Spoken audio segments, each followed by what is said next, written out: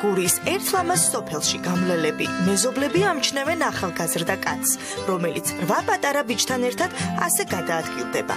ვიღაცი ფიქრებს, რომ ლადო 8 შვილის მამაა, თუმცა ყველაფერი სხვაგვარადაა. ბავშვები ლადოსთან მას შემდეგ მოხვდნენ, როდესაც ისინი სხვადასხვა ტიპის ძალადობის მსხვერპლნი გახდნენ. ლადომ ბიჭების მიმართ ზრუნვა დაიწყო.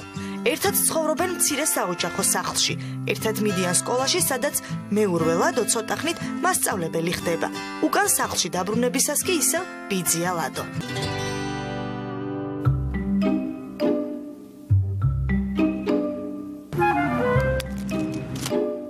პიროვნება და საზოგადოება, მრავალფეროვანი გარემო და მშვიდობიანი თანაარსებობა, სახელმწიფო და სამართალი, ადამიანის უფლებები და თავისუფლება, ყველაფერი რაც სამოქალაქო საზოგადოების ჩამოყალიბებას გულისხმობს.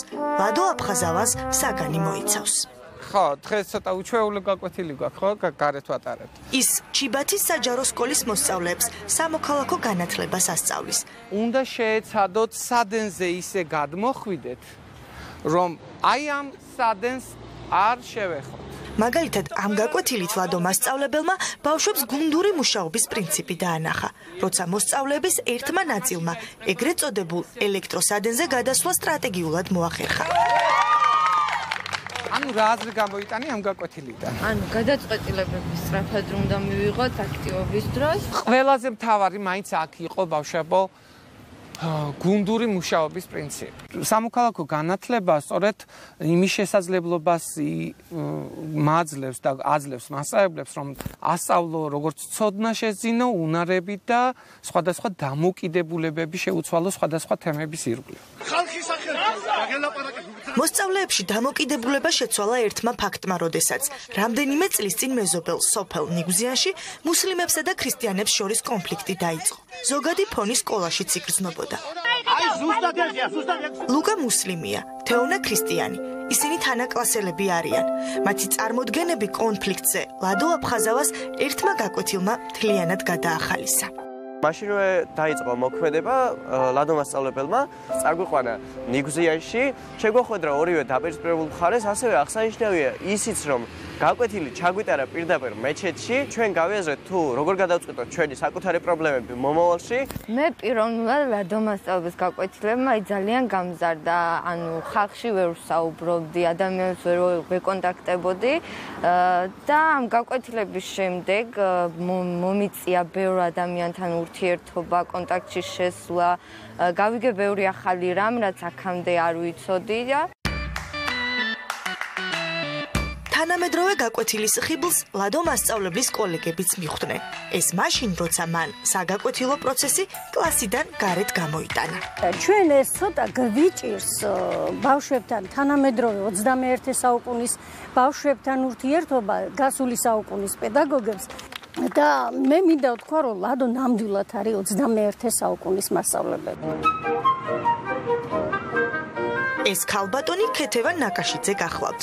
ქალბატონი ქეთევანი ჟურნალისტია და გურულების ინფორმირებულობაზე ზრუნავს. ეს ისეთ თემებს გვარნახობს ხოლმე. დაიწყო მუშაობა იმაზე, რატო გაყავთ ჩვენი ბავშვები სამუშაოდ თურქეთში. მომიტანა ტელეფონი, დავრეკეთ იმ ადამიანთან, რომელიც ორგანიზებას უკეთებდა ამ გაყვანას და რომ დავწერეთ, იმდენად მოულოდნელი იყო, ხალხი ვერ იჯერებდა. მეზობელ ქვეყანაში არასრულწლოვნების შრომით ტრაფიკინგს ლადო მასწავლებელი ახლა უკვე სხვაგვარად ებრძვის. ამ ბავშვებმა საკმაოდ პატარა ასაკში იგემეს დიდი იმედგაცრუება. ახლა ლადო მასწავლებელთან ერთად ცდილობენ სხვა თანატოლები დაარწმუნონ იმაში, რომ ბავშვთა შრომა დანაშაულია. მშობლები მაინდა-მაინც წინააღმდეგი არ იყო ასე წასვლის, იმიტომ რომ ბევრი იქცევა დღეს ახალგაზრდობაზე და სახში ხელდამშვენებული ბევრი მიდის. ანუ ჩვენით უკვე გაცნობიერებული ქონდა, მაგრამ ლადო მასწავლებელმა ეს წვენა უფრო გაგვიმყარა და ის სხვადასხვა ინფორმაციას გვაძლევდა ამასთან დაკავშირებით. როდესაც ყველაზე მეტად ჭირდებოდა მშობელი ცარიელ ოთახებში დავრჩი, იმიტომ რომ ავეჯი, რომელიც ჩვენ გვქონდა, ჩემი მშობლების წამლის ფულისთვის გავყიდეთ.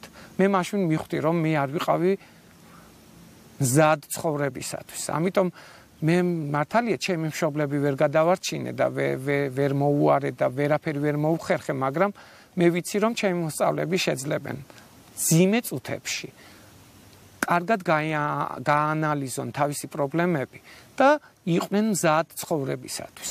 მე ვარ კრივდიუკ ნაჯეჟდა. გურულების რძალი, ეთნიკურად უკრაინელი. მე ვარ მარინა ტიშჩენკო, გურულების რძალი, ეთნიკურად უკრაინელი. მე ვარ მარიამ გაზაშვილი, გურულების რძალი, ეთნიკურად ოსეთი და წარმომადგენელი. მე ვარ მარინე აფშილავა, გურულების რძალი, ეთნიკურად ქართველი. გურულების რძლები ლადო მასწავლებელმა გააერთიანა, როცა ისინი პროექტში ეთნორძლები ჩართო. ამით მან მოსწავლეებს და არა მარტო მათ, მრავალფეროვან გარემოში მშვიდობიანი თანაარსებობის მნიშვნელობა გააგებინა. დასაკუთრებით სასიამოვნო იყო, როდესაც პროექტი წარადგინეს, ბავშვებს მომზადებული ჰქონდათ ნომრები, სიმღერის, ცეკვის და ჩვენთვის მართლა სასიამოვნო იყო და მოულოდნელი. ამ ხალხის გაცნობა მოხდა სოფელში, მათი ინტეგრაცია ჩვენს მოსახლეობასთან. ლადო მასწავლებელი შემომთავაზაო, ძალიან თქმაყოფილი დარჩიო, ბევრი ხალხი გევიწანიო, ბევრი ბავშვები გევიწანიო, ძალიან თბილი ხალხი ქართველი ყოფილა. გურულების რძლებმა გურიაში გურული ქუდები საბოლოოდ დაიხურეს. მოიდია ელანზე, მოი! ელანზე გურულად ახლავეს ნიშნავს, მაგრამ სხვები ამბობენ, რომ გურულის ელანზე უფრო ახლო მომავალია ვიდრე აწმყო. ხოდა ლადო მასწავლებელიც ცდილობს ჩიბათის მომავლის სკოლაში ელანზე გააუქმოს ხმა, რომელიც საგაკვეთილო პროცესის მართველია. სკოლა უნდა იყოს ზარის გარეშე. ეს იმიტომ, რომ ჩვენი ბავშვები და მასწავლებელი დამოკიდებულები გავხდით უკვე რაღაც ხმაზე. რატომღაც მთელი საზოგადოება უკვე სკოლას ამთავრებს, გადიან სკოლიდან და ისინიც დამოკიდებულები ხდებიან, რაღაცა სიგნალს ელოდებიან. ეს სიგნალი აღარაა შემდეგ. ვერაფერს ვერ ვაკეთებ. სამიწმები გურულები. როცა სკოლაში გაკვეთილებს ამთავრებს, სახლისკენ მიიჩქარის. იქ, სადაც მას ყველაზე მეტად ელიან. მე ვარ მასწავლებელი, რომელსაც აქვს 9 სიცოცხლე. 9 სიცოცხლიდან არც ერთი არ არის ჩემი. ეს სიცოცხლეები არის 8 ბავშვი, რომელთანაც მე ხშირი ურთიერთობა მაქვს და მეორე მე-9 სიცოცხლე არის სკოლა.